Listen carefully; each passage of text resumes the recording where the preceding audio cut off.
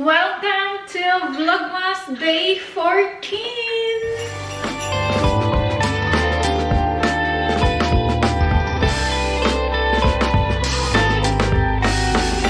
Good morning, good afternoon, good evening! Today is Tuesday at as you can see from our quality ng video, I'm back with my old camera. Final decision, isa sa uli ko yung camera. Inedit ko yung vlog today na gamit yung camera pero hindi ako satisfied sa quality ng video niya. As in, sobrang ewan ko na lang talaga. Uy, dito kasi maliwanag siya lagi. Dito sa bahay namin, makulimlim siya every winter. Madilim talaga siya. Kailangan ko ng medyo maliwanag.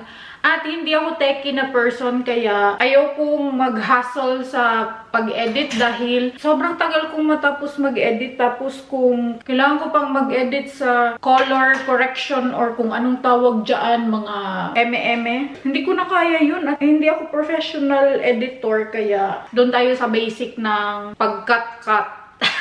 As in, walang filter na added yung mga vlogs ko. 3 times ko na nagamit yung camera until kahapon. At hindi talaga ako satisfied sa video na yun. Isa pa, sa sobrang mahal ng camera, hindi ko ma-justify yung hindi free ang charger or any cable. As in, yung body lang talaga niya, battery and then lens. Yun lang. Napagtanto ko, hindi siya worth it. For the price ha, para sa akin na basic lang naman mag-edit at mag-video, for me, hindi siya worth it talaga. As in, downside siya sa akin na hindi included yung charger. Anyway, it's already 1:14. Nag-edit kasi ako ng 3 vlog. Hoy, lumalaban tayo sa Vlogmas! Anyway, kakain ako. Ito yung aking kakainin. Itong niluto kong barbecue kagabi. Ang bango. Alam nyo ba, nag-chat sa akin si Nico. Sobrang sarap daw ng barbecue.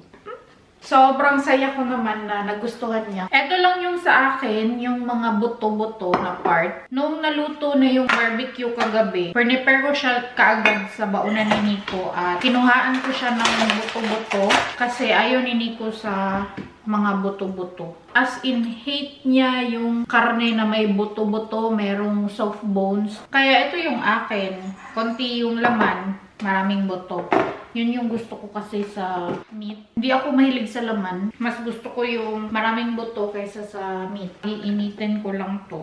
Excited akong kumain eh. Habang pinapainit ko yung pagkain ko, mag-iisip ako kung ano yung lulutuin ko for dinner para kay Nico at para sa baon niya bukas. Nakalimutan ko kasi bumili ng carrots oil. Meron kasi ako ditong menudo afritada mix.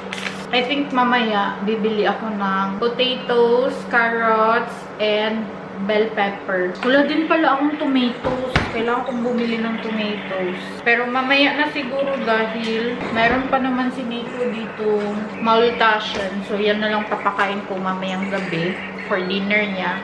Tapos, ang babaunin niya bukas is itong menudo. Itatry ko to. First time ko to itry. Kailangan ko ding ipack yung camera. Gusto ko sanang maglinis ngayon sa aming bathroom. And then, mag-map dito sa living room at saka kitchen area. Mga unta! Magkakamay ako sa magkamay tapos nakapatong ang paa. Mga on, manonood ako ng video. Kahit na nasa background yung kapatid ko, manonood ako ng video. Meron pala ako ditong sukang pinakurat. Mga on!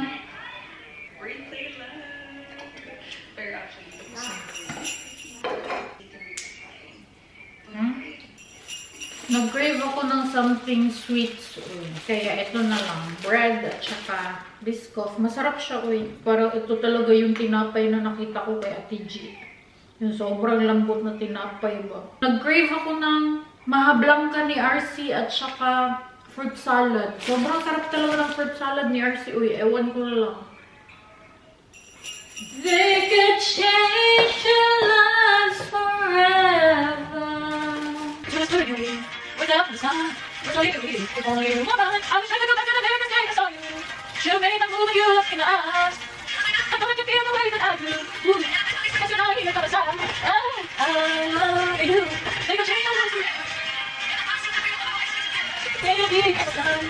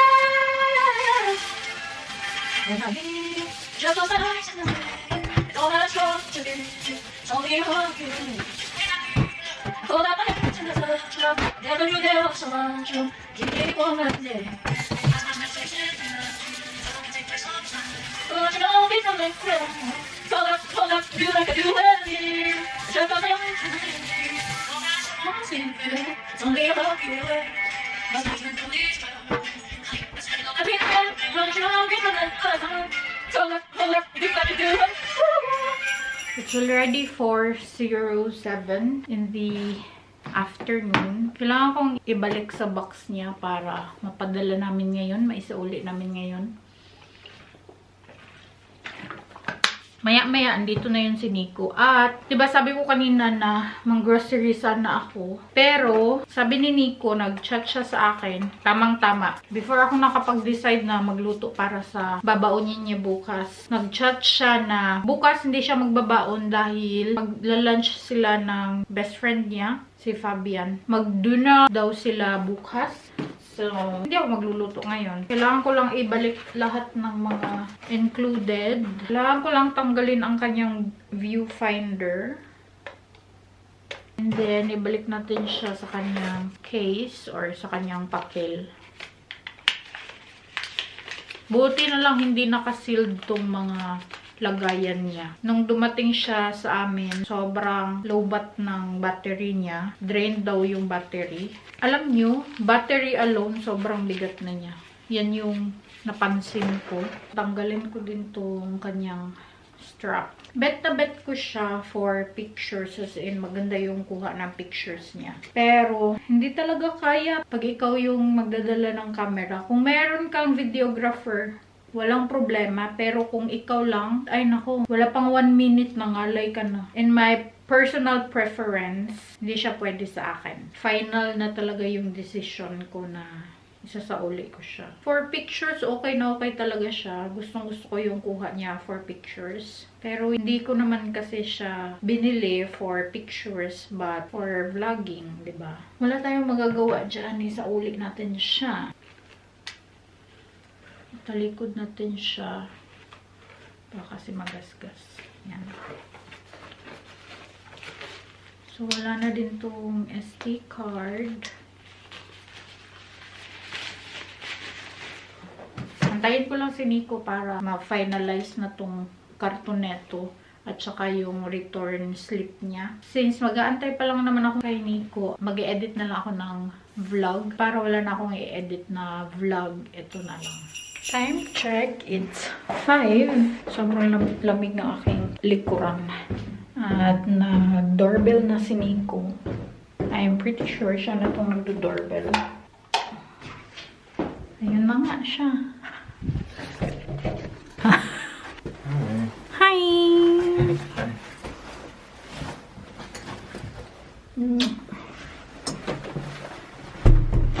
Hi! Ja, fahren wir gleich, oder? Yeah. Magbibihis lang ako dahil aalis kami. Ihatid na namin itong camera. At hindi na lang pala kami aalis. Makapagbihis na sana ako eh. Mag-aantay kami ng email galing sa company kung saan namin to binili. Baka kasi mag-send sila ng QR code para sa DHL. Baka meron kaming kailangang fill upan before namin siya ipadala. So, bukas na lang. Ngayon na lang din ako mag-grocery. Bukas na lang din para makapaglakad-lakad ako bukas. Baba na tayo eh. Dahil gusto ni Nico mag-dinner. Nagugutom daw siya. Yung plano ko sana, hindi na ako magluluto. We'll see kung ano yung kakainin namin dalawa. Schatz, mir ist aufgefallen, Yeah. dass ich in der Früh gar nicht gefragt habe, warum du schlecht geschlafen hast. Keine Ahnung. Weißt du nicht? Ja. Dass du aufgewacht bist oder irgendwie halt über was nachgedacht hast. Okay, und über den Tag eigentlich? It's okay. Was hast du gegessen? Then, barbecue. The moments. Mhm. Reis. Aber Fleisch war schon noch da oben. Ein bisschen. den Brot und eine Scheibe Brot. Ja, genau. Ja, gegessen. Gurken passen sogar gut zu dem Barbecue und zu der Soße. Ne?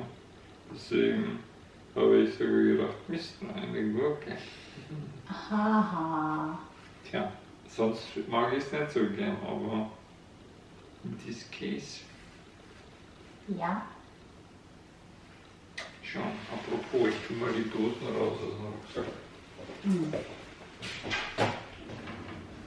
Hast du Gemüse zum Barbecue gegessen? Was? Hast du Gemüse zum Barbecue gegessen? Nee. Kein Brot auch. Nee. Du nimmst ein Brot, oder? Ja, aber es ist halt viel.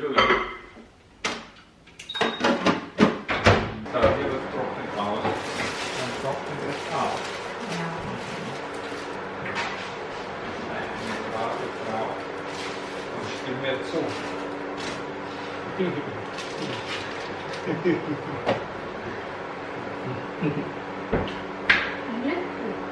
Mein Schatz.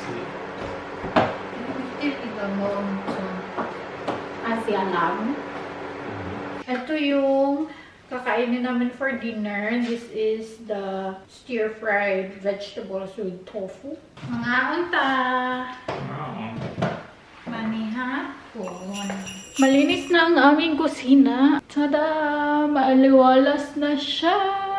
Pupunta na ako sa itaas dahil mag-edit na ako ng vlog. Wala naman akong gagawin. So, hayaan ko na itong vlog.